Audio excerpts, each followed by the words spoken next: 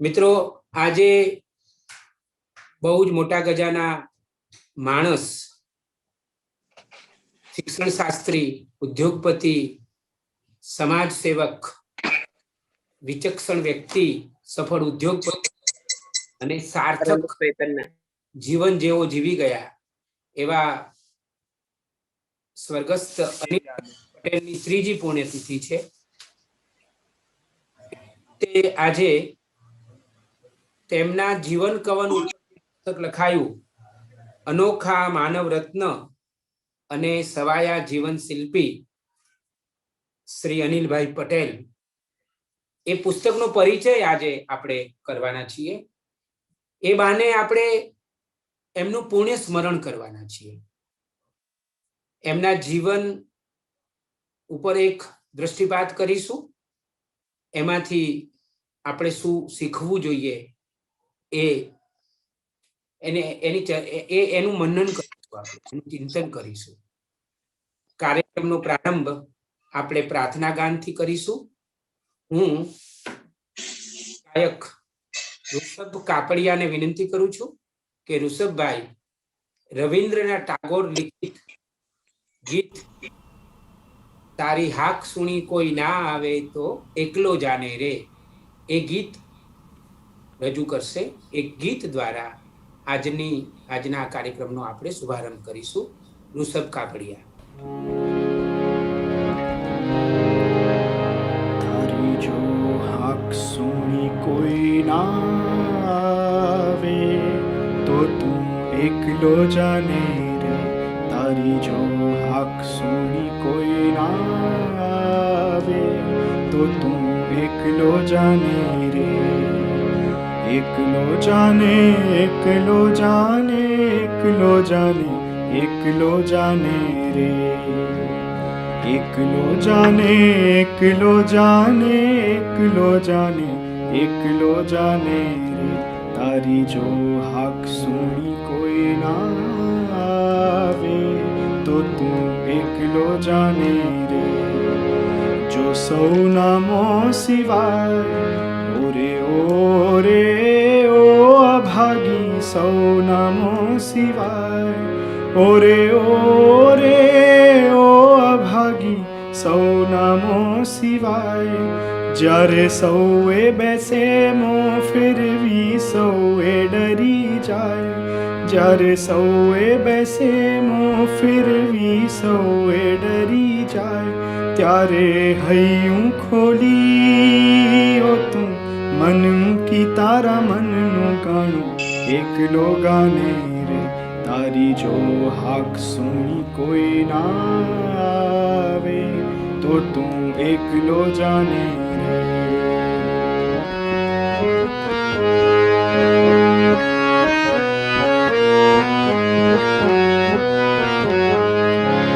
જો સૌએ પાછા જાય ઓરે ઓરે ઓ અભાગી, સૌએ પાછા જાય ઓરે ઓરે ઓ અભાગી, સૌએ પાછા જાય.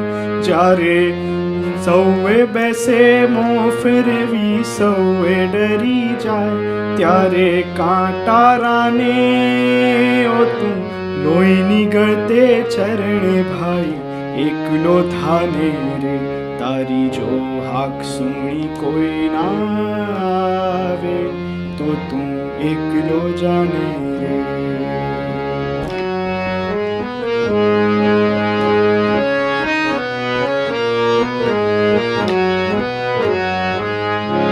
જ્યારે દીવો ન ધરે કોઈ ઓરે ઓરે ઓ અભાગી, દીવો ન ધરે કોઈ ઓરે ઓરે ઓ અભાગી, દીવો ન ધરે કોઈ. જ્યારે ઘનઘોરી તોફાની રાતે 12 વાસે તને જોઈ. ત્યારે આભની વીજે ઓ તું સળગી જઈ સૌનો દીવો એકલો થાને રે. તારી જો હાક સુણી કોઈ ના આવે તો તું એકલો જાને રે. તારી જો હાક સુણી કોઈ ના આવે તો તું એકલો જાને રે. એકલો જાને, એકલો જાને, એકલો જાને, એકલો જાને રે. એકલો જાને, એકલો જાને, એકલો જાને, એકલો જાને રે. તારી જો હાક સુણી કોઈ ના આવે તો તું એકલો જાને રે. ઋષભભાઈ, તમારો ખૂબ ખૂબ આભાર. ટાગોર રચિત આ ગીત તારી હાક સુણી કોઈ ના આવે તો તું એકલો જાને રે, ખૂબ જ સુંદર અનુવાદ મહાદેવભાઈ દેસાઈએ કરેલો છે. આ ખૂબ જ જાણીતું ગીત છે ટાગોરનું, અને એમાં જે વ્યક્તિ સમાજના ઉત્કર્ષ માટે કામ કરતી હોય એ વ્યક્તિના જીવન અને કવનને સંપૂર્ણ બંધ બેસે એવું આ ગીત છે. કારણ કે સમાજ માટે કામ કરવું સહેલું હોતું નથી. હાક મારે માણસ પણ કદાચ કોઈ એને સાથ ના આપે, કોઈ એને હોંકારો ના ભણે, ત્યારે કવિ એવું કહે છે કે તું એકલો જાને રે. પછી તો લોકો ધીરે ધીરે જોડાતા હોય છે. એટલે અનિલભાઈના જીવનને સંપૂર્ણ બંધ બેસતું એવું આ ગીત રજૂ કરવા માટે ઋષભ કાપડિયાનો આપણે ખૂબ ખૂબ આભાર માનીએ છીએ. ઋષભ માત્ર અમદાવાદનો નહીં, સમગ્ર ગુજરાતના એક ખૂબ જ સુરીલા યુવા ગાયક છે. અમર ભટ્ટ સાથે પાસે તેઓ તાલીમ લઈ રહ્યા છે.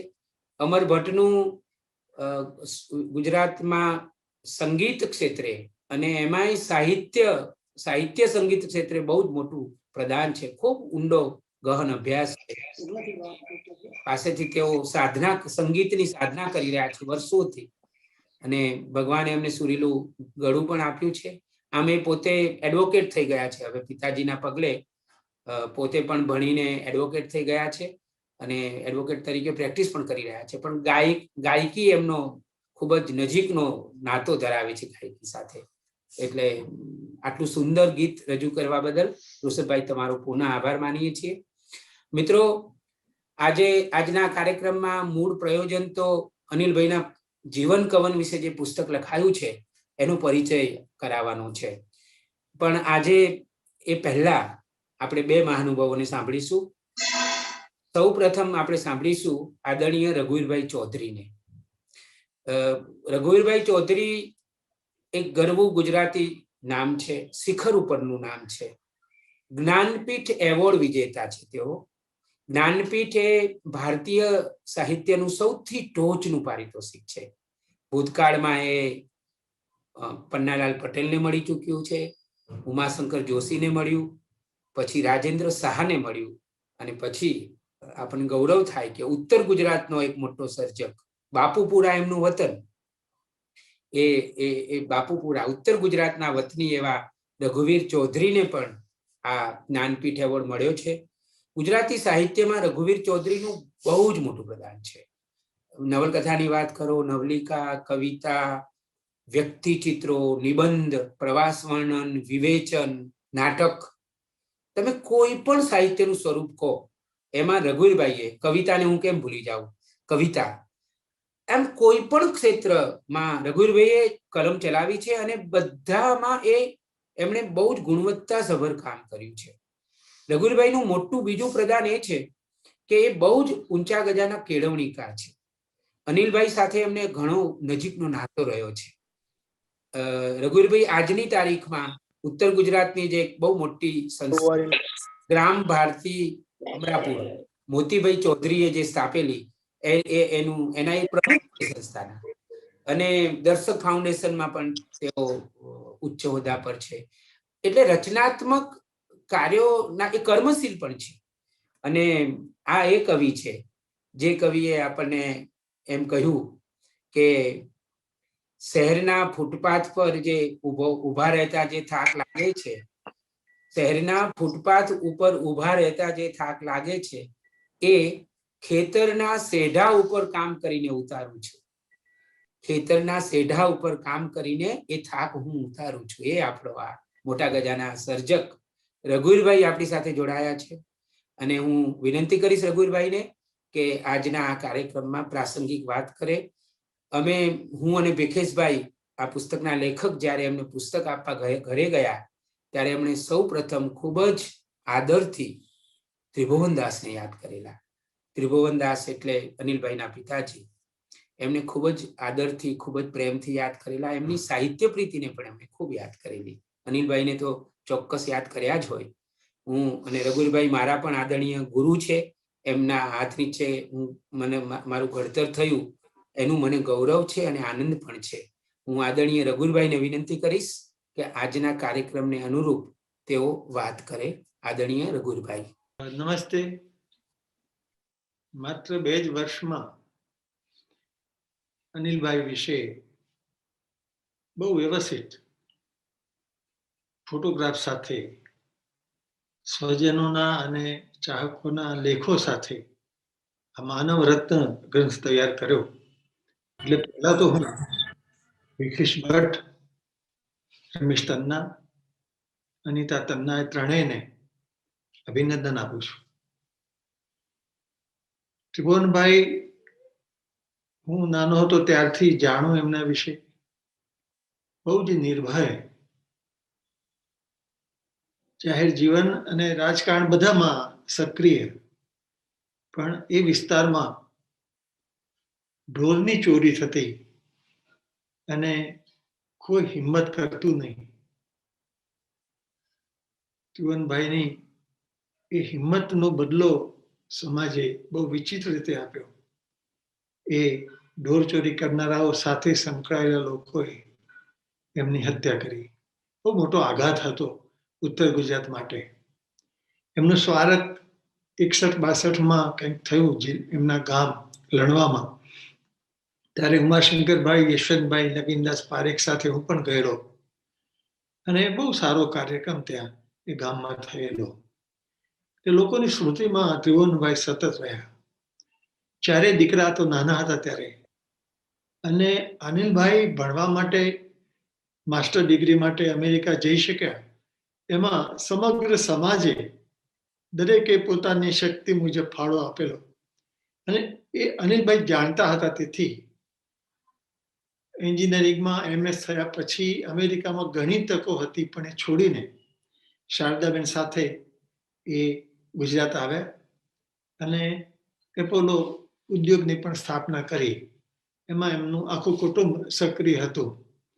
રાજકીય રીતે બધા વિવિધ વિચારો ધરાવનારા હતા અને એને કારણે અનિલભાઈએ સાચવવું પણ પડતું, પણ એ મુખ્યત્વે સમાજલક્ષી વિચારો ધરાવતા હતા. અને તેથી ઉદ્યોગની સાથે એમણે શિક્ષણનું કામ શરૂ કર્યું. મહેસાણામાં જે સંકુલ હતું એને વિકસાવ્યું. પછી ગણપતભાઈ અમેરિકાના એમના સ્નેહી, તો એમણે વિચાર કર્યો શિક્ષણ માટે દાન આપવાનો. તો મોટું દાન આપ્યું, એથી પણ મોટું આપ્યું. બીજાએ પણ મદદ કરી અને ગણપત વિશ્વવિદ્યાલય એ ઉત્તર ગુજરાતનું એક મોટું તીર્થધામ બન્યું. વિવિધ વિદ્યાશાખાઓમાં મોટી સંખ્યામાં વિદ્યાર્થીઓ દૂર દૂરથી પણ તે ભણવા આવે.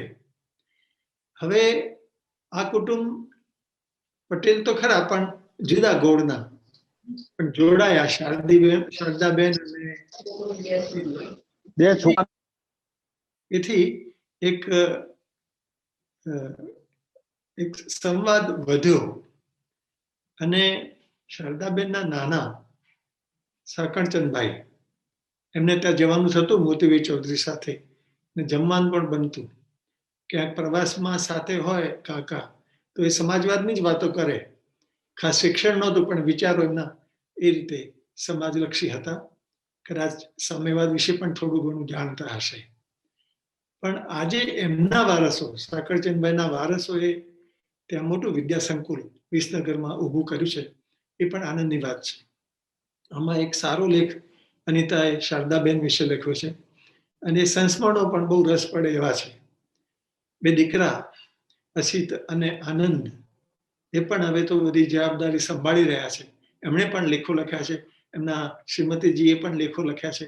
એટલે કુટુંબીજનો આ પુસ્તકમાં જે લેખો લખ્યા છે એને કારણે અનિલભાઈનું જે વ્યક્તિત્વ એક કુટુંબના વડા તરીકેનું એ બરોબર ઉપસ્યું છે. ગુજરાતમાં એ ઉદ્યોગ પ્રધાન હતા ત્યારે સારું કામ શરૂ થયું હતું. 2 સત્ર સુધી એ રહ્યા. પછી એમને નરેન્દ્રભાઈ દિલ્હી લઈ જશે એવી એક ધારણા પણ હતી, અને સમય આવે પહેલા તો એમનું અવસાન થયું. પણ તે સિવાય પણ એમણે સમાજ સુધારો, શિક્ષણ, અર્થવ્યવસ્થા, વિવિધ ક્ષેત્રે કામગીરી કરી, અને એનો પરિચય આપણને આજે ગ્રંથ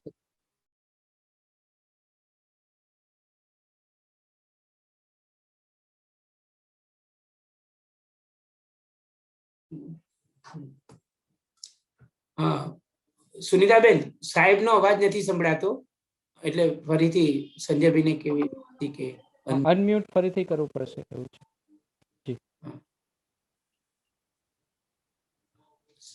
સંજયભાઈ વિનંતી, હા, અનમ્યુટ કરો.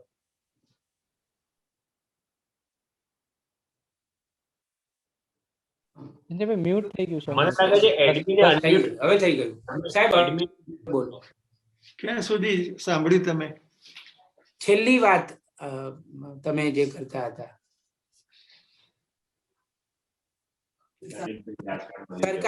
સરકારમાં ગયા એ પહેલા. હા, એટલે નરેન્દ્ર મોદી એમને દિલ્હી લઈ જવાની વાત કરતા હતા. હા હા, અને એમની પણ તૈયારી હતી, કારણ કે એમની ભૂમિકા બૌદ્ધિક રીતે ઘણી ઊંચી હતી અને વ્યાપક દ્રષ્ટિ હતી. એટલે એમના જેવા સાથીદાર દિલ્હીમાં હોય તો નરેન્દ્રભાઈને પણ ગમે. એમના પત્રો પણ આમાં જે છે એ સૂચવે છે કે કેટલો આદર એમને અનિલભાઈ માટે હતો.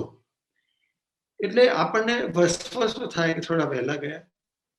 પણ બીજી બાજુ એમણે શારદાબેને, અત્યારે શારદાબેન પણ સંસદની જવાબદારી સંભાળે છે, અને એ અનિલભાઈ પ્રત્યેની જવાબદારીને કારણે એમણે આ સ્વીકાર્યું હશે. તો એ અને એમનો આખો પરિવાર એ સમાજલક્ષી કામો કરે છે, અને ઉત્તર ગુજરાતને વધુ ને વધુ શિક્ષણ અને સમાજ ક્ષેત્રે એમના તરફથી પ્રદાન થતું રહેશે એવી આશા છે. હું મારી શ્રદ્ધાંજલિ અનિલભાઈને આપું છું, અને ફરીથી આ સંપાદકોને અભિનંદન આપું છું. ખૂબ ખૂબ આભાર સાહેબ આપનો. આપે ખૂબ જ સુંદર રીતે અનિલભાઈને યાદ કર્યા, પુસ્તકની પણ ખૂબ સુંદર રીતે વાત કરી, એ માટે આપનો પુનઃ આભાર માનીએ છીએ. અને હવે હું દિલ્હીથી આપણી સાથે જોડાયેલા શારદાબેનને વિનંતી કરીશ કે તેઓ પ્રસંગને અનુરૂપ થોડી વાતો આપણી સાથે કરે. શારદાબહેન, અનિલભાઈના જીવન સાથી, હંમેશા એમની સાથે ખડે પગે અને ભરેલા હૃદયે રહેનારા, ઉભા રહેનારા શારદાબેન અત્યારે સંસદ સભ્ય તરીકે મહેસાણા વિસ્તારના સંસદ સભ્ય તરીકે કાર્યરત છે. હું શારદાબેનને વિનંતી કરીશ કે તેઓ પ્રસંગને અનુરૂપ વાત કરે, અને તેઓ પોતાનું માઇક અનમ્યુટ કરે. શારદાબેનને વિનંતી કરીશ કે માઇક અનમ્યુટ કરે. હા, રમેશભાઈ, હા, બરાબર છે. પ્રથમ તો બેન અમદાવાદમાં જ છે.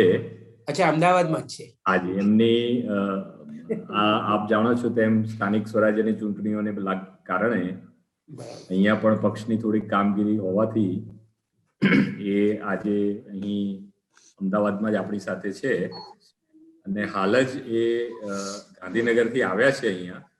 તો એમની એવી રિક્વેસ્ટ છે કે આપ કાર્યક્રમ આગળ કરો.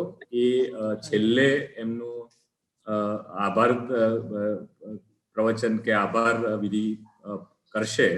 એ હમણાં જ હજી 5 મિનિટ પહેલા જ આવ્યા છે. વચ્ચે આવ્યા છે. આપણે એવું કરીએ, એવી આપને વિનંતી છે કે હું પુસ્તકનો પરિચય આપી દઉં, પણ મારી વિનંતી છે કે આસિતભાઈ આપણી સાથે જોડાયા હોય તો આસિતભાઈ ને વિનંતી કરીશ કે જો તેઓ પ્રસંગને અનુરૂપ આજે થોડી વાત કરી શકે તો આસિતભાઈ ને હું વિનંતી કરીશ. આસિતભાઈ પોતાનું માઇક અનમ્યુટ કરે અને થોડી વાત કરે. આસિતભાઈ પટેલ, અનિલભાઈના સૌથી મોટા દીકરા આસિતભાઈ. નમસ્તે રમેશભાઈ. નમસ્તે. હાજી, બસ આપ પ્રોગ્રામ ચાલુ રાખો એવી ઈચ્છા છે સાહેબ. સારું,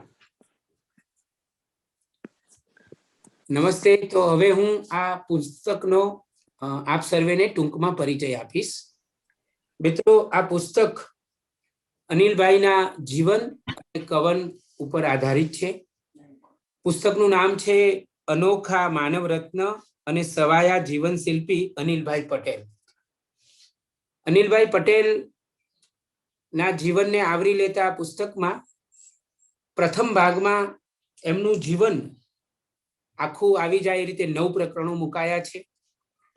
અને આ 9 પ્રકરણોમાં અનિલભાઈનો જન્મ થયો ત્યારથી શરૂ કરીને એમનું અવસાન થયું. અનિલભાઈ 74 વર્ષ આપણી સાથે રહ્યા.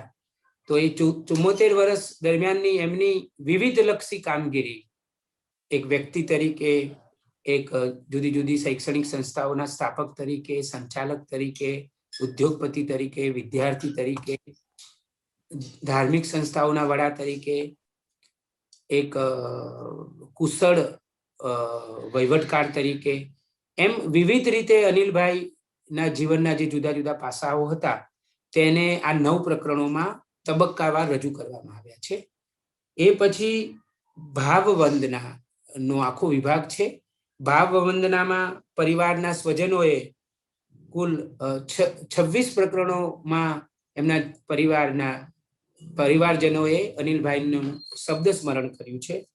પછી મિત્રો અને સ્વજનો, એના પણ 64 પ્રકરણો છે. એ પછી અનિલભાઈના જીવનમાં જેમનો મોટો સાથ રહ્યો એવા શારદાબેન વિશે એક અલાયદું પ્રકરણ પણ આ પુસ્તકમાં મૂકવામાં આવ્યું છે. કારણ કે શારદાબેન વગર અનિલભાઈ અધૂરા હતા અને શારદાબેનની સાથે અનિલભાઈ મધુરા હતા. તો એક પ્રકરણ એમનું પણ અલાયદું આ પુસ્તકમાં મૂકવામાં આવ્યું છે. આ પુસ્તકમાં રઘુભાઈએ વાત કરી તેમ સતસ્વીર છે. આ પુસ્તક અનિલભાઈ જ્યારે હયાત હતા ત્યારે જ આ પુસ્તકની ડિઝાઇન તૈયાર કરવામાં આવી હતી. અને એમણે વિદાય લીધી આપણી વચ્ચે એના લગભગ 1-2 વર્ષ પહેલા સતત અમે એમને મળતા હતા. અને એકવાર તો એવું પણ બનેલું કે એક કાર્યક્રમમાં અનિતા, જે આ પુસ્તકનામાં સહલેખિકા છે, અનિતા તન્ના, તો અનિતા ગણપત યુનિવર્સિટીમાં એક કાર્યક્રમમાં ગયા હતા. ત્યારે અનિલભાઈએ અનિતાને એવું કહ્યું હતું કે બેન, હવે મારું જીવન ચરિત્ર લખવું હોય તો ઝડપથી લખો, મને મારું ઠેકાણું નથી લાગતું, મને હવે મારું બહુ ઠેકાણું નથી લાગતું, એવું એમણે અનિતાને કહેલું. એ પછીના જ અઠવાડિયે હું અને ભીખેશભાઈ અનિલભાઈને મળવા ગયા અને કહ્યું કે આપણે આ પુસ્તક જે ડિઝાઇન કરી છે એમાં આગળ વધીએ. ત્યારે અનિલભાઈ એવું કહ્યું કે પહેલા મારા પિતાજીની જન્મ શતાબ્દી આવે છે એટલે પહેલા પિતાજીનું કામ પૂરું કરીએ, પછી મારું જીવન ચરિત્ર હાથ ઉપર લઈશું, એવું એમણે કહેલું. અને વારંવાર પછી પિતાજીનું સ્મરણ કરતા હતા.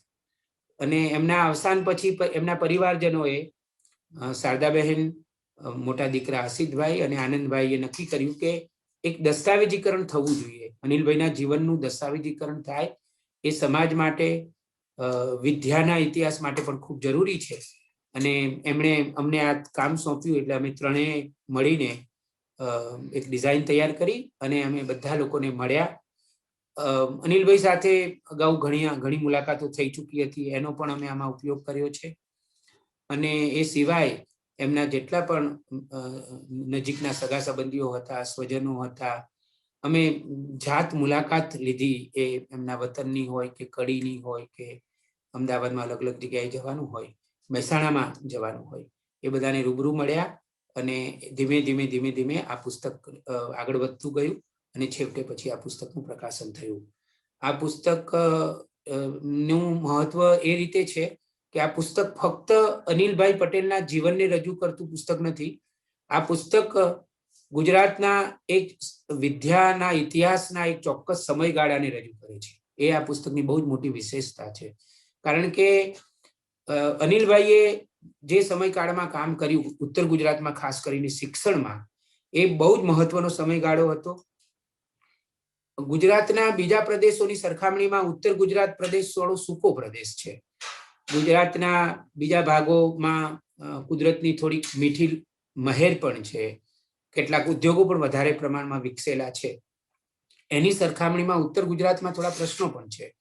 તો એવા ઉત્તર ગુજરાતમાં શિક્ષણનું મહત્વ વધે અને શિક્ષણની એક પ્રજાકીય ધોરણે એક મોટી સંસ્થા શરૂ થાય એવું જે અનિલભાઈએ સ્વપ્ન સેવ્યું અને એ સપનું એમણે પૂરું પણ કર્યું.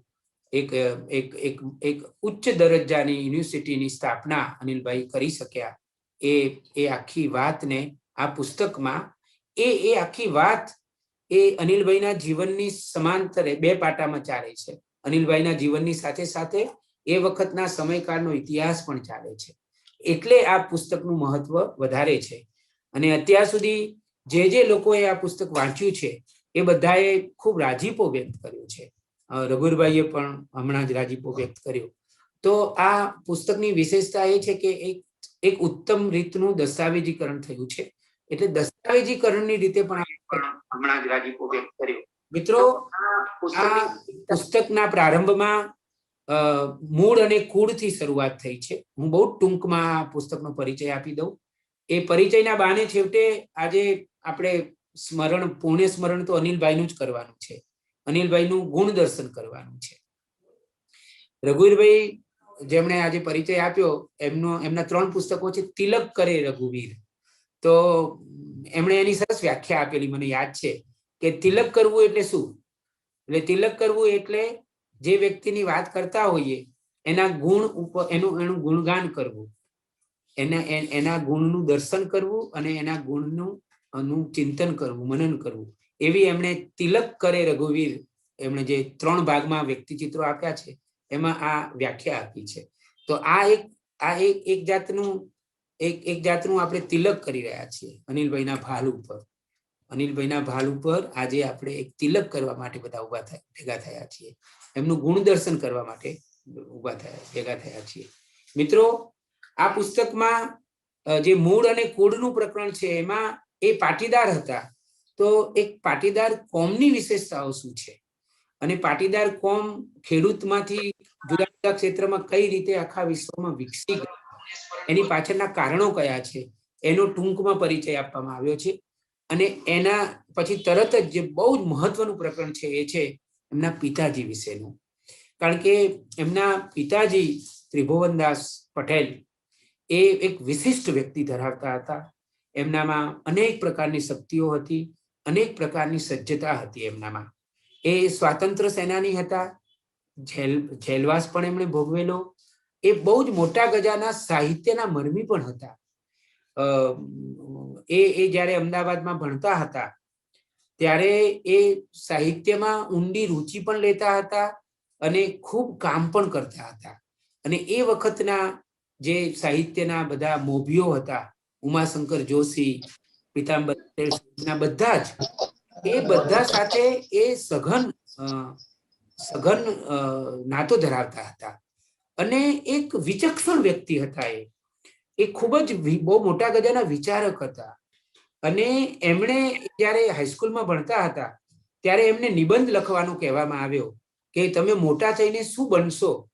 અત્યારે ખેડૂતોનું આંદોલન ચાલી રહ્યું છે ત્યારે આ વાત વધારે પ્રસ્તુત બને છે.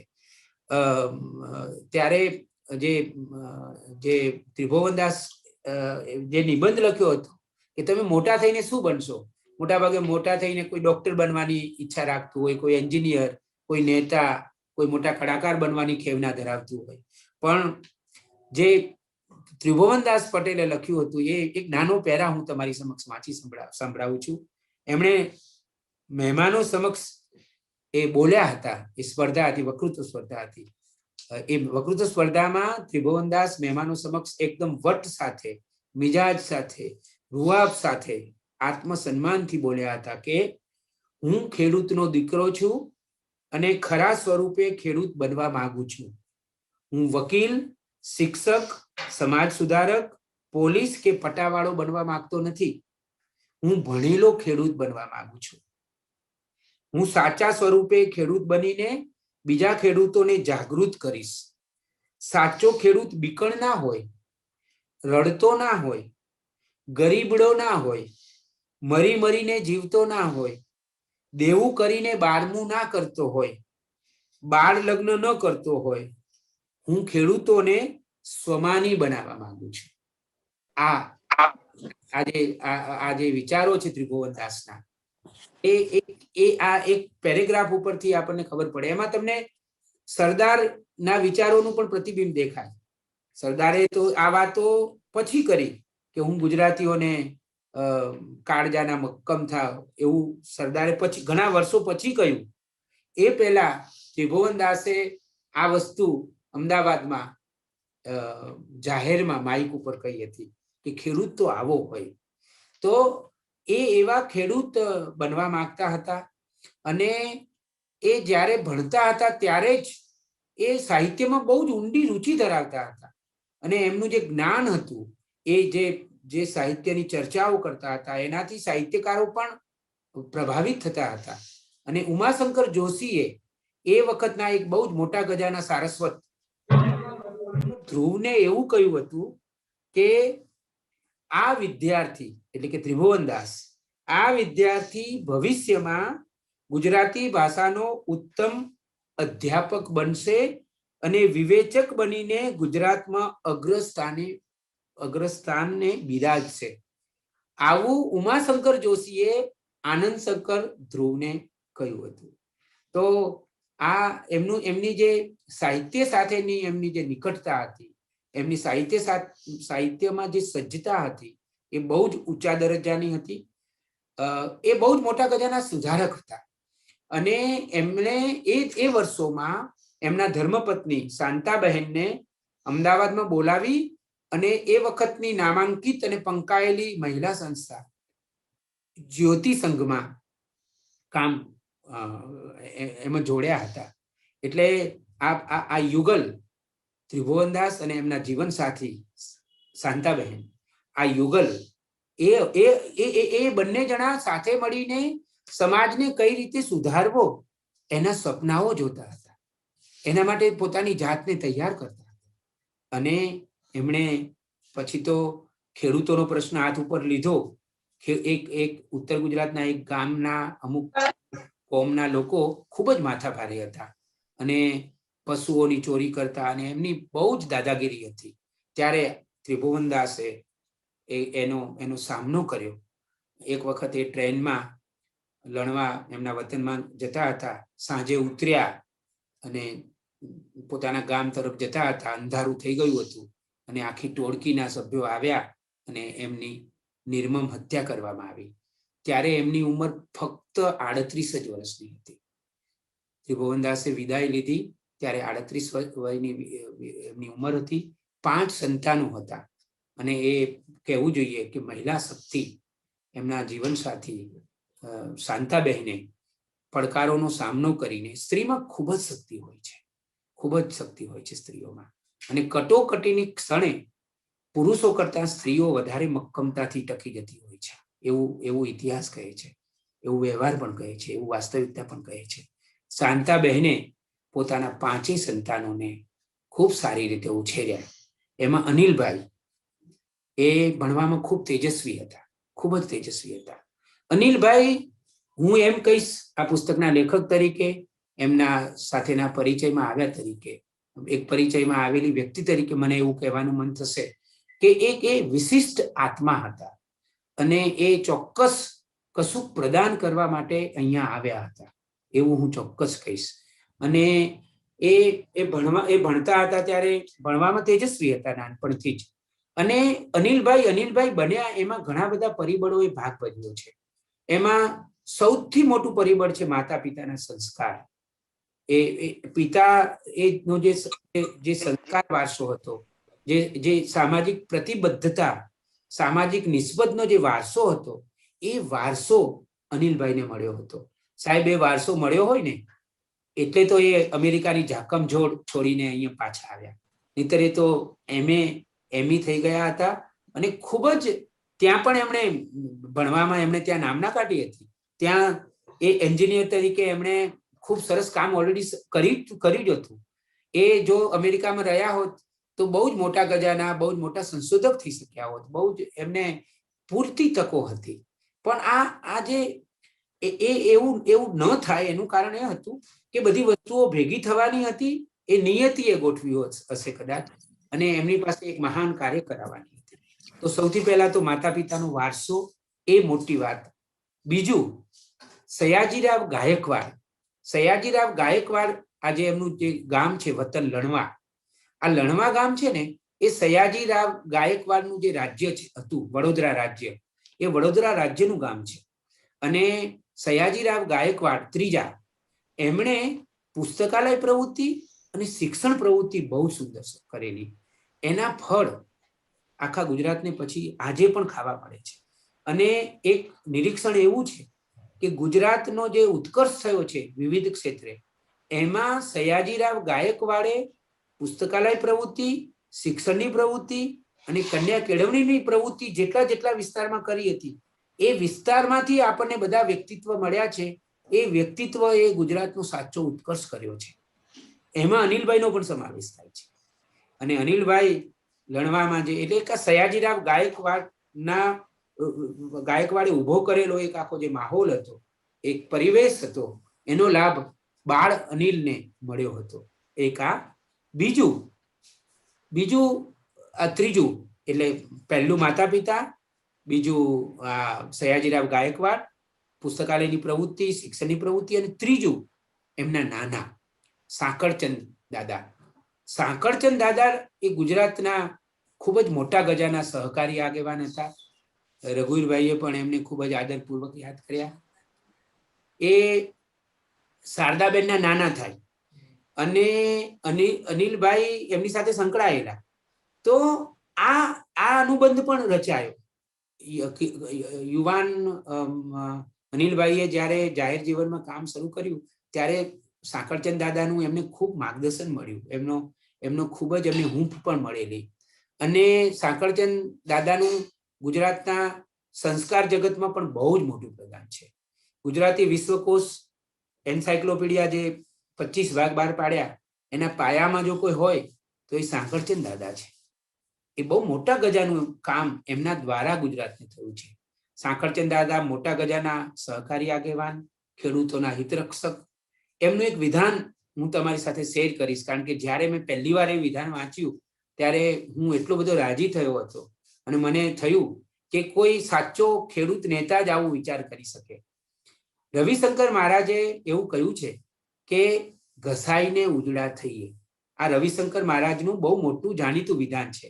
અને રવિશંકર મહારાજ હંમેશા આ વિધાન કરીને કોષનું ઉદાહરણ આપતા. જે લોકો ખેતી સાથે સંકળાયેલા હશે એમને કોષની ખબર હશે.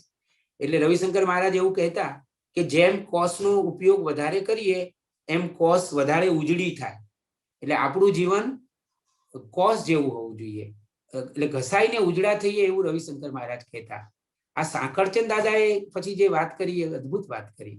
સાંકળચંદ દાદાએ એમ કહ્યું કે જે વ્યક્તિત્વ સમાજ માટે ઘસાઈને ઉજળા થતા હોય, જે વ્યક્તિત્વ સમાજ માટે ઘસાઈને ઉજળા થતા હોય, એ વ્યક્તિત્વ ઘસાઈ ન જાય એની પણ સમાજે કાળજી રાખવી જોઈએ. એની પણ સમાજે કાળજી રાખવી જોઈએ. આ સાંકળચંદ દાદા જ વિચારી શકે. આવો વિચાર એક સાચુકલા ખેડૂત નેતાને જ આવે. તો આ સાંકળચંદ દાદા, એમનો ભાવ પણ, એમનો પ્રભાવ પણ અનિલભાઈ ઉપર પડ્યો. અને બીજી બે વ્યક્તિઓએ પણ એક વ્યક્તિએ પરોક્ષ રીતે અને એક વ્યક્તિએ પ્રત્યક્ષ રીતે અનિલભાઈનું ઘડતર કર્યું. એક તો છગન બાપા, કડી સર્વ વિદ્યાલયના સ્થાપક. છગન બાપાને કોણ ભૂલી શકે? બહુ જ મોટા ગજાના સમાજ સુધારક. એ વખતે પાટીદાર કોમોમાં અનેક પ્રકારના કુરિવાજો હતા. એ કુરિવાજોની સામે ત્રિભુવનદાસે પણ બહુ હિંમતથી આકરી લડત આપી જ હતી. છગન બાપાએ પણ લડત આપી હતી. અને એમને એવું લાગ્યું કે શિક્ષણ બહુ મોટું કામ છે એટલે એમણે કડીમાં સર્વ વિદ્યાલયની સ્થાપના કરી. લણવામાં 6 ધોરણ ભણ્યા પછી અનિલભાઈ કડી ભણવા ગયા સર્વ વિદ્યાલયમાં. અને જે છગન બાપાનું તપ હતું, એ કડીની ભૂમિ છે ને, એ તપોભૂમિ છે. એ છગન બાપાની તપોભૂમિ છે. પછી તો એમાં માણેક દાદાનું પણ મોટું પ્રદાન. અત્યારે વલ્લભભાઈ એ સંભાળી રહ્યા છે, માણેક દાદાના દીકરા સંભાળી રહ્યા છે. પણ છગન બાપા, છગન ભા અને માણેક દાદા, તો આ તપોભૂમિ એ છગન બાપાના આશીર્વાદ. અને મને એવું લાગે છે કે અનિલભાઈ જ્યારે આ ભણતા હશે ને ત્યારે બધું એમના મનમાં આ બધું ધીમે ધીમે ધીમે એક સાકાર લેતું હશે. એનો પિંડ ઘડાતો હતો. અને પછી એ ભણવા ગયા વલ્લભ વિદ્યાનગર. અને વલ્લભ વિદ્યાનગર એટલે ભાઈ કાકાની ભૂમિ. ભાઈ કાકાએ અંગત રસ લઈને તન મન નું સમર્પણ કરીને એક શિક્ષણ વિદ્યાનગરીની સ્થાપના કરી, વલ્લભ વિદ્યાનગર. તો આજે વલ્લભ વિદ્યાનગર છે.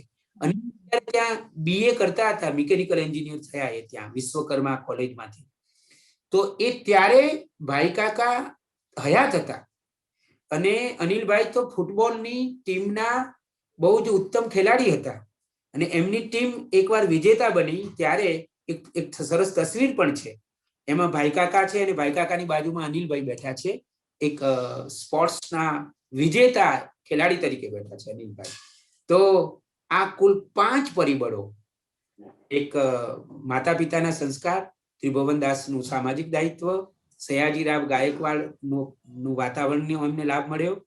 પછી ત્રીજું એમને સાકરચંદ દાદાના આશીર્વાદ મળ્યા. એમના હાથ નીચે થોડું એમણે કામ પણ કર્યું.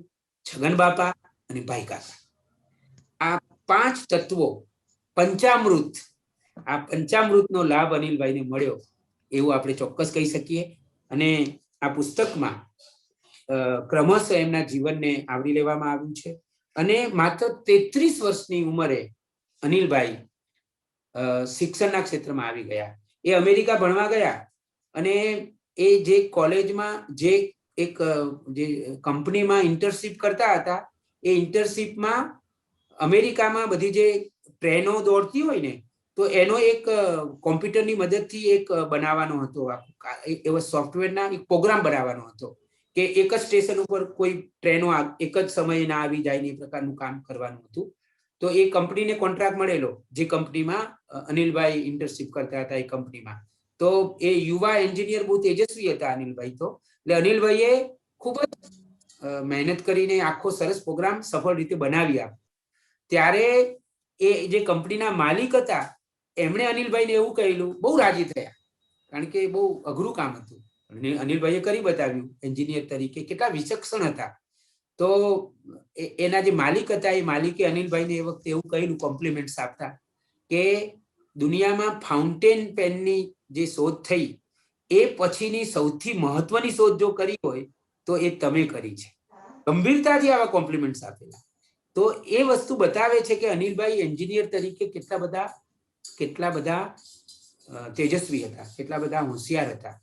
અને ME કર્યા પછી એમણે અમેરિકામાં રહેવાનું ટાળ્યું અને અહીંયા આવવાનું નક્કી કર્યું. આ બહુ જ એમના જીવનનો સૌથી મોટો એક નિર્ણય હતો.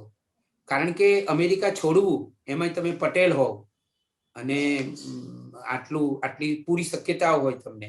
અને અનિલભાઈ જ્યારે અમેરિકા ભણવા ગયા ને ત્યારે આખા લણવા ગામે એમને વિદાય આપેલી. એની ખૂબ સુંદર તસવીર આ પુસ્તકમાં છે. આ પુસ્તક એકવાર તમે બધા તસવીરોની રીતે જોજો, બહુ જ સુંદર તસવીરો છે. એમાં અનિલભાઈ આમ પ્રતિસાદ આપી રહ્યા છે, એ ફોટોગ્રાફ જોવા જેવો છે. એ વખતે લણવા ગામના બધા જે ખેડૂતો બેઠા છે એ દ્રષ્ટિગોચર થાય છે. તો એ આખા ગામનો દીકરો ભણવા જતો હતો. કઈ એકલો એ ત્રિભુવનદાસનો દીકરો ભણવા નહોતો જતો, આખા ગામનો દીકરો ભણવા જતો હતો. એક આનંદ હતો, એક ઉમંગ હતો આખા ગામમાં. અને આખા એ વખતે આ પરિવાર, પટેલ પરિવારની સ્થિતિ તો એટલી બધી આર્થિક રીતે સારી નહોતી. ત્યારે કોઈએ 1 રૂપિયો, કોઈએ 2 રૂપિયા, કોઈએ 3 રૂપિયા, એવી રીતે ટેકો કરીને બધાને એમને ભણાવેલા. તો એ બધું પાછું આ પટેલ પરિવારે નોંધી રાખેલું. આ બહુ મહત્વની વાત છે. એક ચોપડો બનાવવામાં આવેલો અને કોણે કેટલા રૂપિયા આપ્યા એ નોંધી રાખવામાં આવેલું. અને જ્યારે એ લોકો 2 પાંદડે થયા ત્યારે બધાને એ પરત કરવાનો એક વિવેક કરેલો. પરત કરો, આ વિવેક બહુ મહત્વનો હોય છે. પુરુષોત્તમ માવડંકર, આપણા જાહેર જીવનના બહુ મોટા માણસ, એમણે અભ્યાસ નામનું મેગેઝિન કરેલું. તો એ મેગેઝિન પછી એમણે બંધ કર્યું ને ત્યારે જેણે લવાજમ ભર્યું હતું ને બધાને એમને લવાજમ પાછું. આ એમનો વિવેક હતો. તો આ એક વિવેક એમણે કરેલો. અને જોકે અનિલભાઈએ જે મોટું વળતર આપ્યું સમાજને, એ તો એકથી એક ચડિયાતી અનેક શૈક્ષણિક સંસ્થાઓ સ્થાપીને સમાજનું ઋણ એમણે અદા કર્યું. તો અનિલભાઈ મોટા ગજાના એન્જિનિયર હતા. અહીંયા આવ્યા, એમના પિતરાઈ ભાઈ મણિભાઈ, એમનાથી મોટા મણિભાઈ એમની સાથે જોડાયા, એ સાથે રહીને અને એન્જિનિયર તરીકે એમણે જે કેટલા બધા નવા નવા મશીનો શોધ્યા, આ પણ બહુ મહત્વનું પાસું છે. એન્જિનિયર તરીકે કેટલા વિદ્વાન હતા, કેટલા મોટા સંશોધક હતા, એ આ પુસ્તકમાંથી તમને વાંચવા મળશે. અને હું એમ કહીશ કે સ્વતંત્રતા પછી ભારતમાં જે રસ્તાઓ બન્યા, એમાં જે આત્મનિર્ભર બન્યું ભારત, રસ્તાઓ બનાવવાની મશીનરીમાં ભારત આત્મનિર્ભર બન્યું, એનો કોઈને તમારે જો યશ આપવો હોય તો એ યશ તમારે અનિલભાઈ પટેલને આપવો પડે. આ બધા જે સરસ મજાના આખા ભારતમાં રસ્તાઓ દેખાય છે, માર્ગો, એ ધોરી માર્ગો બનાવવા માટેની જે મશીનરી છે, એ ઘર આંગણે એ અનિલભાઈ એટલા બધા વિચક્ષણ હતા અને એટલા બધા એ કોઈ પણ મશીન વિદેશમાં જોઈને પછી એ પ્રકારનું એ પોતાની રીતે અહીંયા ભારતમાં સ્વદેશી મશીનો બનાવી શકતા. આ એક એન્જિનિયર તરીકે એમની એક નિષ્ણાતી હતી. એટલે એન્જિનિયર તરીકે, સંશોધક એન્જિનિયર તરીકે અનિલભાઈનું ભારતના વિકાસમાં બહુ મોટું પ્રદાન છે. એ આપણે એ ભૂલવું ન જોઈએ. 1969માં અમેરિકાએ એપોલો ગ્રહ છોડેલો, ઉપગ્રહ છોડેલો. તો એની યાદમાં એપોલો નામની કંપની શરૂ કરી અને એપોલોનું જોતજોતામાં અર્થ મૂવિંગ મશીનરી જે કહેવાય છે, એમાં એનું નામ થયું.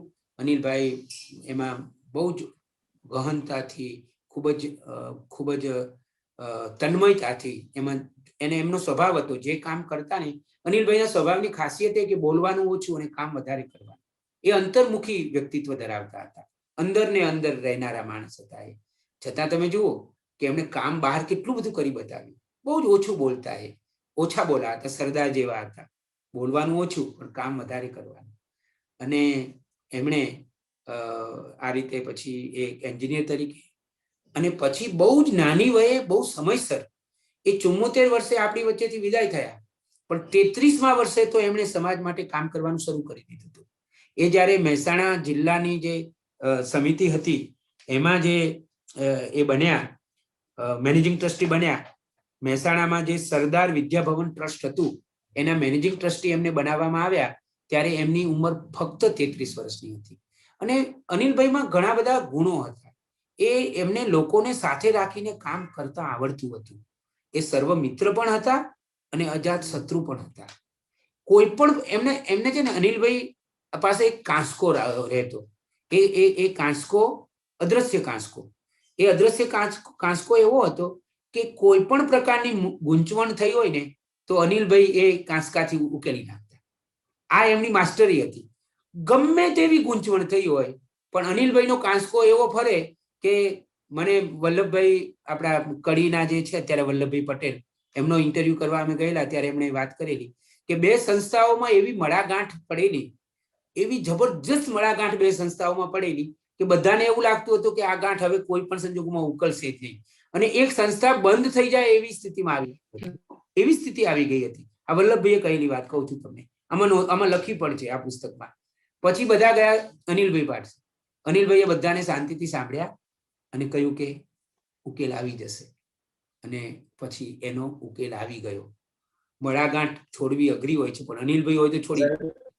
તો આ અનિલભાઈ પાસે સ્નેહ પણ હતો, અનિલભાઈ પાસે સુલેહ પણ હતી, અને હું એમ કહીશ કે અનિલભાઈ પાસે કુનેહ પણ હતી. એ સૌથી પહેલા સ્નેહથી કામ કરતા, પછી એ સુલેહથી કામ કરતા, અને છેવટે જ્યારે જરૂર પડતી ત્યારે કુનેહથી પણ કામ કરતા. આ એમના ઓજાર હતા લોકો પાસેથી કામ લેવાના. અને એમની પાસે નર્યો પ્રેમ હતો.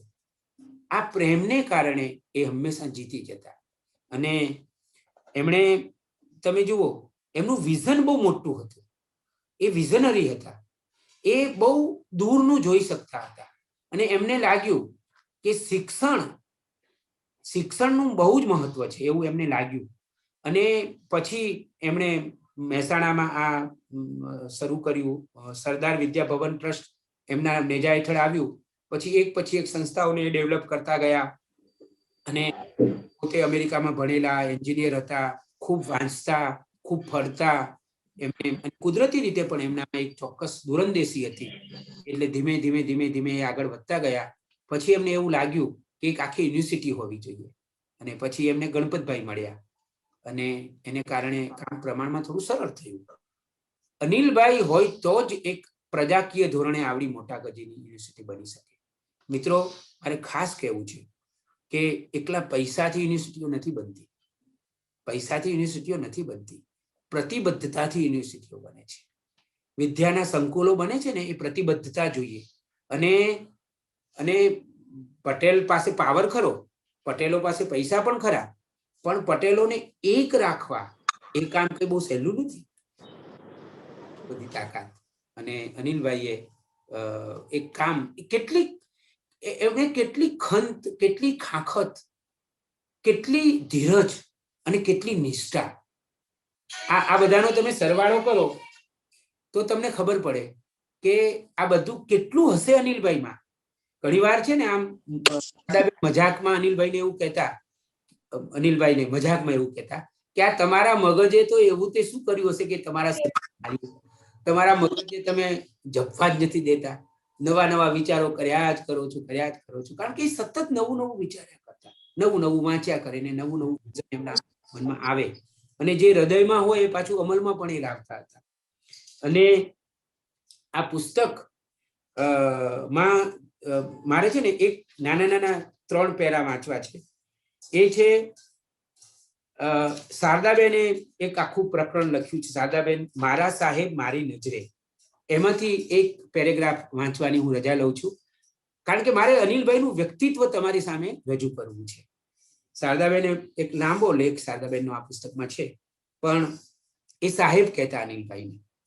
શારદાબેન લખે છે, સાહેબ સમૂહ સાથે કામ કરતા, પરંતુ ક્યારેય કોઈની સાથે અણબનાવ બન્યો હોય એવું મને યાદ નથી.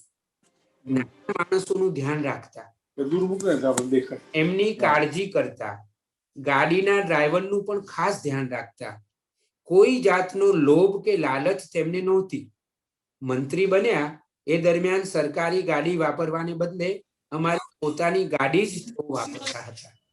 એ સમયે વિધાનસભા ચાલુ હોય એ દિવસોમાં સરકારી બંગલામાં રહેતા, બાકીના દિવસોમાં અમારું પોતાનું ઘર ગાંધીનગરમાં હતું, ત્યાં જ રહેતા હતા. વિધાનસભા ચાલુ હોય ત્યારે ઘણું વાંચતા અને એમના વિષયનો ખૂબ ગહન અભ્યાસ કરતા હતા. અતિશય કામગરા. સરકાર ઉપરાંત સ્વૈચ્છિક અને સેવાભાવી સંસ્થાઓ સાથે સાહેબ સંકળાયેલા હતા. આ સંસ્થાઓની પ્રવૃત્તિઓમાં કે કાર્યક્રમોમાં તેઓ પોતાના ખર્ચે જ જતા. ક્યારેય તેમણે ખર્ચનું વાવચર મૂક્યું નથી. અમે મહેસાણામાં રહેતા ત્યારે તો સવારે 7:45 ફેક્ટરીએ પહોંચી જતા, તબિયતની કાળજી રાખતા, બને ત્યાં સુધી ઘરનું જમવાનો આગ્રહ રાખતા. મંત્રી હતા અને ગાંધીનગર રહેતા એ દિવસોમાં સવારે 4-5 કિલોમીટર ચાલતા. અમદાવાદ આવ્યા પછી પણ ચાલવાનો ક્રમ બદલાયો હતો. રાજકીય ક્ષેત્રમાં પ્રવેશવાની તક એમની સામેથી મળી હતી. નરેન્દ્રભાઈએ એમને બોલાવીને રાજકારણમાં સક્રિય થવા માટે કહ્યું હતું. પછી તો જાણીએ છીએ તેમ ઉદ્યોગ મંત્રી તરીકે પણ એમણે ઘણી સરસ કામગીરી કરી. હવે હું એક પેરા આશિત પટેલ, એમના મોટા દીકરાએ, એમાં એક માનવીય જે અભિગમ હતો અનિલભાઈના દ્રષ્ટિકોણમાં, એ એક પેરા હું વાંચું છું. હું અમેરિકાથી ભણીને અહીં આવ્યો, આશિતભાઈ પટેલ લખે છે, ત્યારે ભારતમાં કોમ્પ્યુટર નવું હતું. અમારી ઓફિસમાં કામ કરતા લોકો હજુ કોમ્પ્યુટરથી કામ કરવા ટેવાયેલા. એમને એટલી ફાવટ નહીં હોવાથી ઈમેલ કરી નહોતા શકતા. ત્યારે હું ગુસ્સે થઈ જતો. એ સમયે પપ્પા મને શાંત પાડતા અને કહેતા, માણસની નબળાઈ નહીં જોવાની, એના ગુણ જોતા શીખવાનું. અહીંના લોકો કોમ્પ્યુટરથી અજાણ છે, સમય જતા ટેવાઈ જશે. એમની ભૂલ થતી હોય તો તારે એમને શીખવાડવાનું. એ પછી મેં ક્યારેય કોઈ કર્મચારી પર ગુસ્સો કર્યો નથી. તેઓ એ નવી ટેકનોલોજીને તરત જ સ્વીકારી લીધી હતી, શીખી પણ ગયા હતા. આ આશિતભાઈએ આ જે માનવીય અભિગમ હતો અનિલભાઈનો, એની વાત કરી છે. અને આનંદભાઈએ એમના વિશે જે સ્મરણો પિતાજી વિશે લખ્યા છે, આજે આનંદભાઈએ ફેસબુક ઉપર પણ એક સરસ નાની કવિતા જેવામાં એમના પોતાના વિચારો, હૃદયના વિચારો રજૂ કર્યા છે. પણ એમણે આ પુસ્તકમાં જે એક આખો લેખ એમનો પ્રકાશિત થયો છે, એમાંથી એક નાનો પેરા હું વાંચી સંભળાવું છું. શિક્ષણની શક્તિમાં તેમને ખૂબ જ વિશ્વાસ હતો. તેઓ એમ જ માનતા કે શિક્ષણ આપણા વિસ્તારની સમસ્યાઓનો ઉકેલ લાવશે. આપણા સમાજમાં સિંગલ મોસ્ટ પાવરફુલ વસ્તુ શિક્ષણ છે, સમાજનો ઉત્કર્ષ કરી શકે. શિક્ષણ સમાજને આગળ લઈ જઈ શકે, એ રીતે આપણા દેશને આગળ લઈ જઈ શકે. એટલે એમનું ખાસ મિશન શિક્ષણ પ્રત્યેનું હતું. સરદાર વિદ્યાભવન ટ્રસ્ટમાં તેઓ જ્યારે જોડાયા ત્યારે 1-2 કોલેજ મહેસાણામાં જૂની થઈ ગઈ હતી, થોડીક જર્જરિત બિલ્ડિંગોમાં ચાલતી હતી. એની સામે તેમણે તરત બધાનો સહકાર લઈ અને એક આખું નવું કેમ્પસ નાગલપુર ખાતે ઊભું કરવાનો પ્રયાસો હાથમાં લીધા અને એમાં તેઓ સફળ થયા. એ જગ્યામાં તેમણે શિક્ષણધામ ઊભું કર્યું.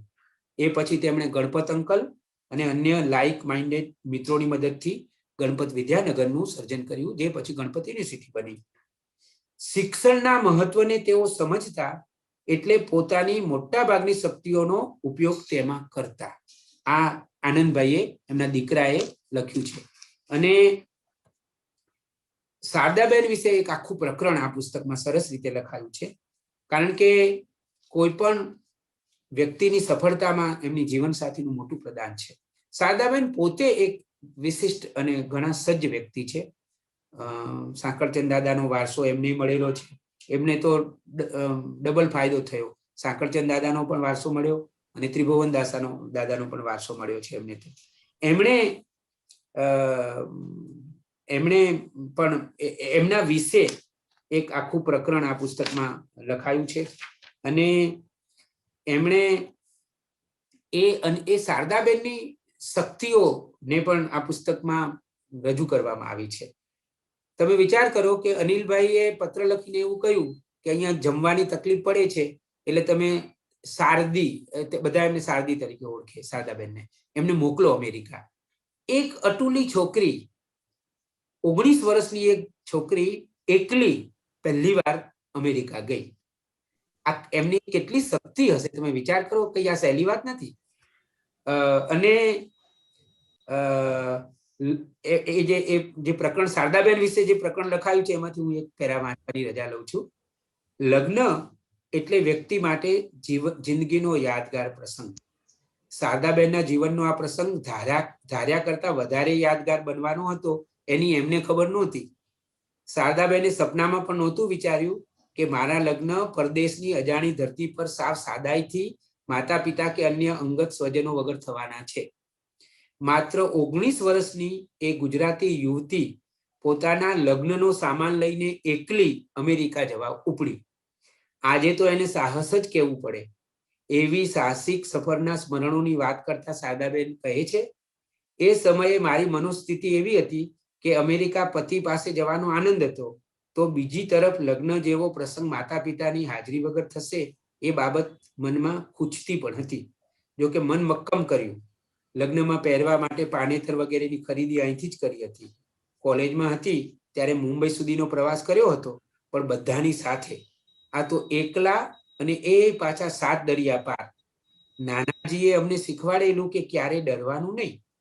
તેમણે અમને મનથી મક્કમ અને પોલાદી બનાવ્યા હતા. એ કારણે હું અમેરિકા એકલી જઈ શકી હતી. અહીંથી મુંબઈ પહોંચી અને ત્યાંથી મારે અમેરિકા જવાનું હતું. મુંબઈના એરપોર્ટ ઉપર મારો ઘણો સામાન સિક્યુરિટી ચેકિંગ વાળાએ કાઢી નખાવ્યો, પણ શું થાય, ત્યાં મૂકી દીધો. અમેરિકા જવાના પ્લેનમાં બેઠી ત્યારે જાણે કે મારું મગજ સાવ બ્લેન્ક થઈ ગયું હતું.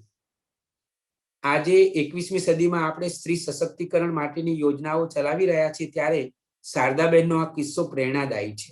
અમેરિકા પહોંચીને હિન્દુ વિધિ પ્રમાણે સાવ સાદાઈથી શારદાબેન અને અનિલભાઈના લગ્ન થયા. એ વર્ષ હતું 1967નું. શારદાબેને પોતાનો ઘર સંસાર સંભાળી લીધો. નવા દેશમાં નવા લોકોની સાથે સેટ થયા.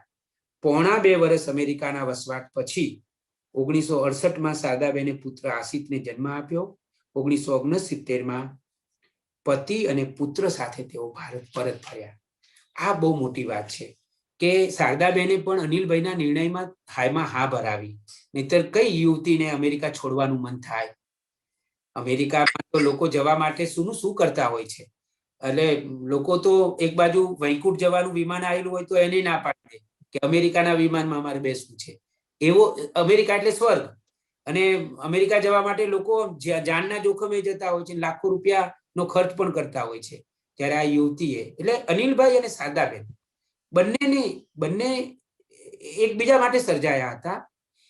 એ બંને એકબીજા માટે સર્જાયા હતા અને બંને સમાજ માટે સર્જાયા હતા. આ વસ્તુ બહુ મહત્વની છે. એ બંને સમાજ માટે સર્જાયા હતા. એટલે તમે જુઓ કે બંનેના આખા જીવન ઉપર જયારે દ્રષ્ટિકોણ કરીએ છીએ ત્યારે દેખાય છે કે તેમણે સમાજને આપવાનું જ કામ કર્યું છે. અનિલભાઈએ બહુ જ પ્રદાન કર્યું છે આખા પુસ્તકમાં. એમના વિશે બધા લોકોએ એમની શક્તિઓ વિશે, એમની સંવેદના વિશે ખૂબ લખ્યું છે. એમાં રાજગોપાલચારી, એમના જે સરકારી ઉચ્ચ અધિકારીએ પણ બહુ સુંદર છે. પીકે લહેરી સાહેબે પણ એમના વિશે ખૂબ સરસ લખ્યું છે. એમના બધા મિત્રો, ઘણા બધા મિત્રોને હું અહીં જોઈ રહ્યો છું. કાંતિભાઈ જોડાયા છે. કાંતિભાઈની સાથે અમે તો ખાસું ફર્યા છીએ. આ પુસ્તક લખતી વખતે જે અનુભવો થયા એ પણ બધા રસપ્રદ થયા છે. અને મારે તમને બધાને કહેવું જોઈએ કે અમે જેને મળ્યા છીએ એમાંથી મોટા ભાગના લોકો અનિલભાઈની વાત કરતી વખતે રડ્યા છે. આવું બન્યું છે. અનિલભાઈની વાત કરતી વખતે મોટા ભાગના લોકોની આંખમાં આંસુ આવ્યા છે. બધા ભાવ વિભોર થયા છે. બધાને અનિલભાઈને ખૂબ મિસ કરે છે, ખૂબ જ મિસ કરે છે. અને આમ અનિલભાઈનું આમ ખાલી સ્મરણ માત્ર એમના હૃદયમાં એક ઝંઝાવાત લાવી દે છે. આવું વારંવાર બન્યું છે. મહેસાણામાં ગયા હોઈએ કે કડીમાં ગયા હોઈએ કે અમદાવાદમાં કોઈનો ઇન્ટરવ્યુ કર્યો હોય, આવું વારંવાર બન્યું છે. આ કેવું સંવેદનશીલ વ્યક્તિત્વ હતું. આપણને નવાઈ લાગી કે કેટલો પ્રેમ હશે આ માણસ પાસે, કેટલો અખૂટ પ્રેમનો મહાસાગર આ માણસ પાસે હશે કે એમણે બધાને એવું જ લાગે કે અનિલભાઈ અમારા, બધાને એવું લાગે. બધા એમના સ્મરણો કે ત્યારે અલગ અલગ રીતે યાદ કરે કે અનિલભાઈ, અમે અનિલભાઈની રાહ જોઈને બેઠા હોઈએ, અનિલભાઈએ અમને આ મદદ કરી, અનિલભાઈએ અમારા સાથે આ રહ્યા. અનિલભાઈના વ્યક્તિત્વની આ એક ખાસિયત હતી, કારણ કે એમની પાસે કોઈના માટે અનિલભાઈ પાસે નફરત નહોતી, કડવાશ નહોતી. નફરત પણ નહોતી અને કડવાશ પણ નહોતી. બધા માટે એમની પાસે એક જ વસ્તુ હતી, પ્રેમ. એ પ્રેમનો માણસ હતો, પ્રતિબદ્ધતાનો માણસ હતો. આ એમના જીવનની, આ એમના વ્યક્તિત્વની મોટામાં મોટી ખાસિયત. એમના કારનો ડ્રાઈવર હોય એ પણ એમને યાદ કરે તો એની આંખ ભીની થઈ જાય. અને નરેન્દ્ર મોદી પણ એમને યાદ કરે તો ખૂબ પ્રેમથી યાદ કરે. નરેન્દ્ર મોદી બહુ ઓછા લોકોને આદર આપતા હોય છે. નરેન્દ્રભાઈ બહુ ઓછા લોકોથી પ્રભાવિત થતા હોય છે. આ વાઇબ્રન્ટ ગુજરાત થયું, એ પહેલું વાઇબ્રન્ટ ગુજરાત તો ટાગોર હોલમાં થયેલું નાના પાયે. અને એ આઈડિયા અનિલભાઈનો. અનિલભાઈ ઉદ્યોગ મંત્રી હતા. આ વાઇબ્રન્ટ ગુજરાત અનિલભાઈ એ ઉદ્યોગ મંત્રી તરીકે જે એમનું વિઝન હતું, અને પછી તો વાઇબ્રન્ટ આખું બહુ મોટા સ્કેલ ઉપર થવા માંડ્યું. આખા વિશ્વમાં ગુજરાત મોડલ બન્યું અને એને કારણે નરેન્દ્રભાઈ દિલ્હી સુધી પણ પહોંચી શક્યા.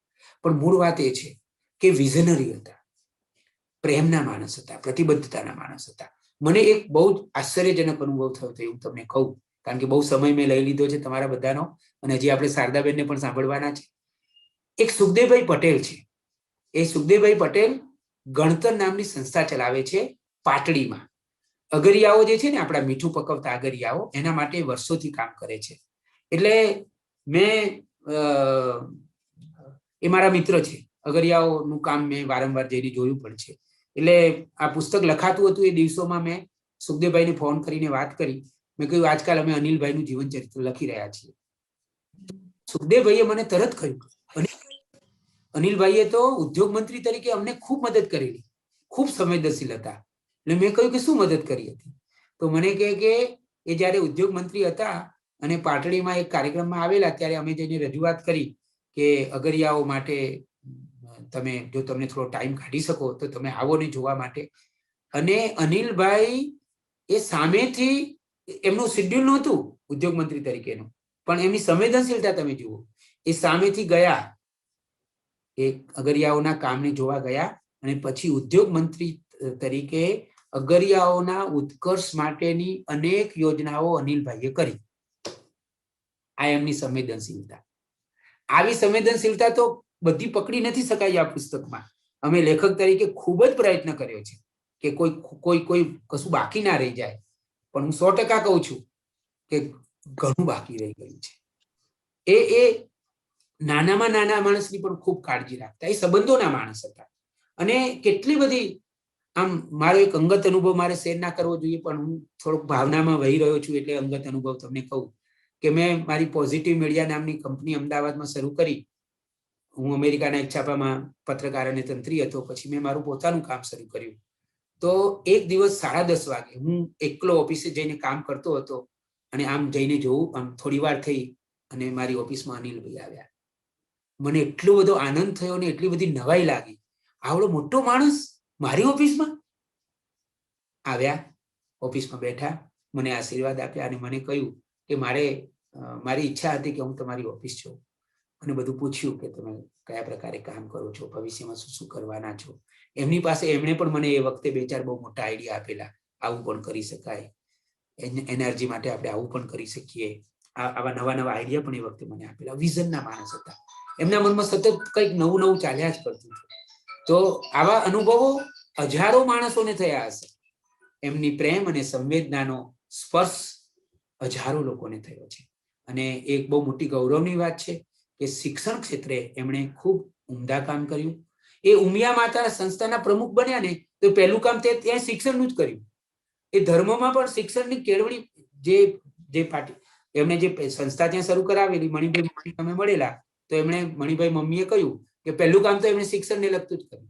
કારણ કે એમને ખબર હતી કે આ જે પીડા છે ને આપણા પ્રદેશની, આપણા માણસોની, આપણા વિસ્તારની, આપણા દેશની, એનો એક રામબાણ ઈલાજ હોય ને તો એ શિક્ષણમાં જ પડેલો છે. એમને ખબર હતી.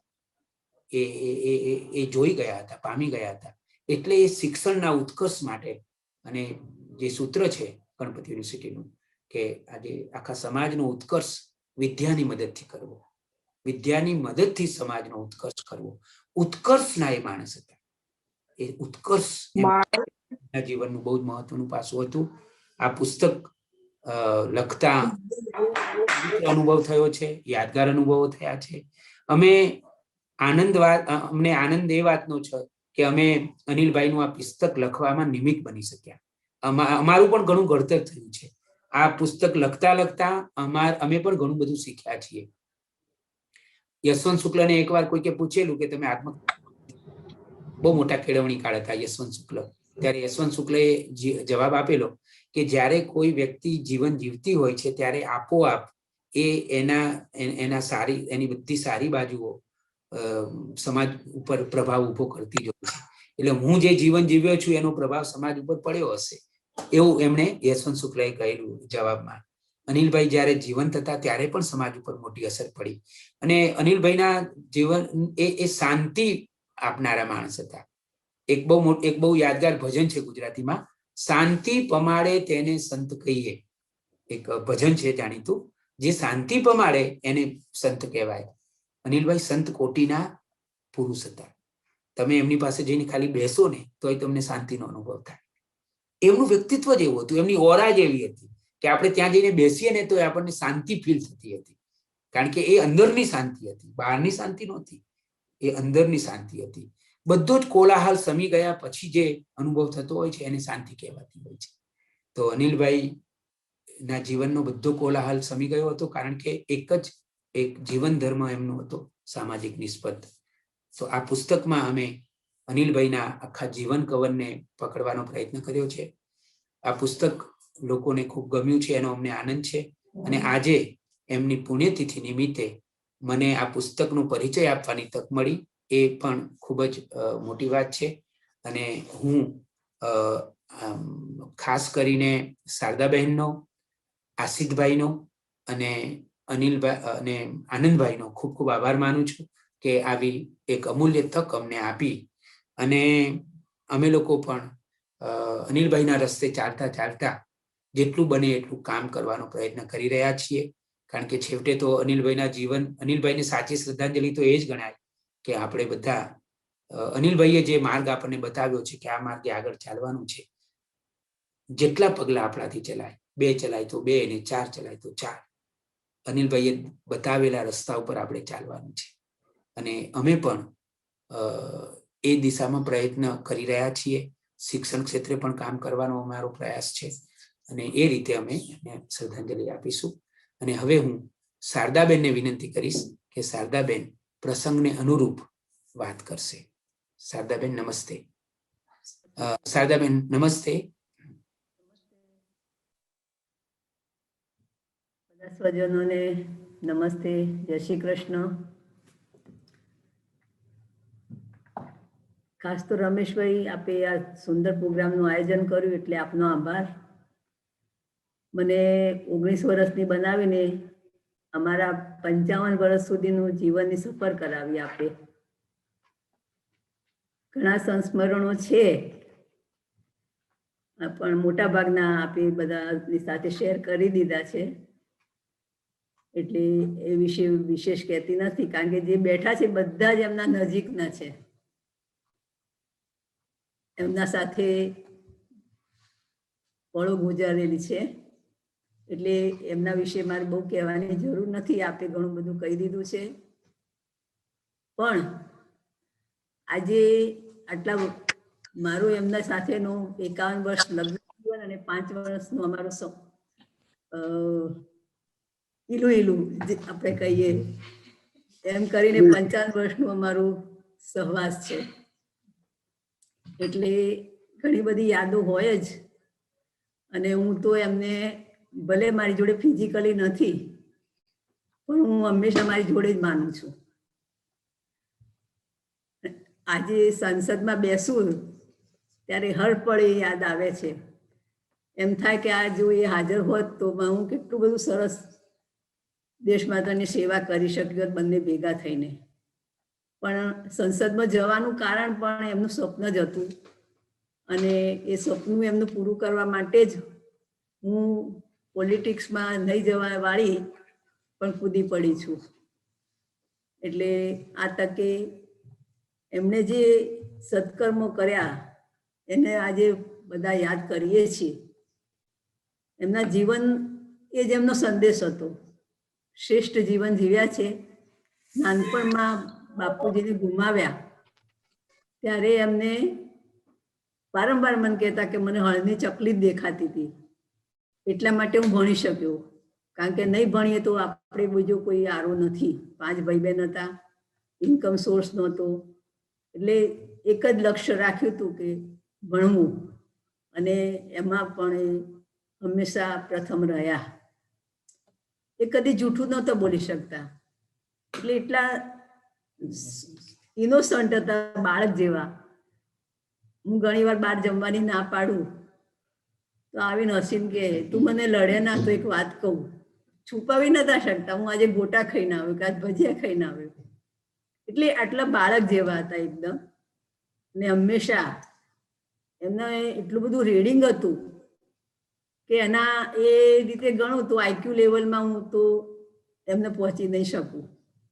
પણ એમના સત્સંગમાં જે કંઈ થોડું મારામાં આવ્યું છે એ મારી આ બાકીની જિંદગીમાં એમના જે આદર્શો છે એને અનુસરવા પ્રયત્ન કરીશ, અને જે એમના અધૂરા કાર્યો છે એને હું પૂરા કરવા પ્રયત્ન કરીશ. જે કંઈ હું આ કરી રહી છું એ એમની જ પ્રેરણા હું માનું છું. અને આપ સર્વે જ્યાં સુંદર આયોજન કર્યું અને એમને યાદ કર્યા એ બદલ આપ સૌનો આભાર.